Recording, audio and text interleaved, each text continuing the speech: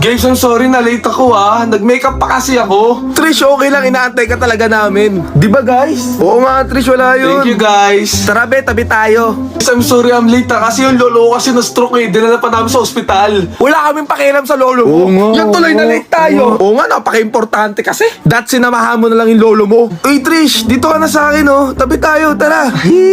Bagay sila. Uy, ano ba kayo? Umayos nga kayo, guys. Thank you Carlo Hoy, ba't dito ka? Bakit? Upuan ko naman talaga to Ayoko lumipat ka, magsusuka lang ako sa'yo. Ang asim-asim mo eh. Doon ka sa likod, huwag ka dito. Kuya driver, naiihi ako. Ay ma'am, sige tabi natin sa may malapit na gas station. Thank you po.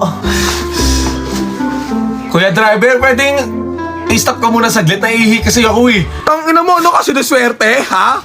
Pagka UTI ka na lang, pigilan mo yan. Nalate na nga tayo ng dahil sa'yo eh. Pwedeng wait lang. Bibilang ko ng pasalubong sila mama. Ay sige na, go lang ha. Tsaka sabay mo na rin ako ha. Okay, ma'am. Ma'am? Utasan yung bus namin. Iniwan na naman ako. Bumili lang ako ng pasalubong ni mama eh.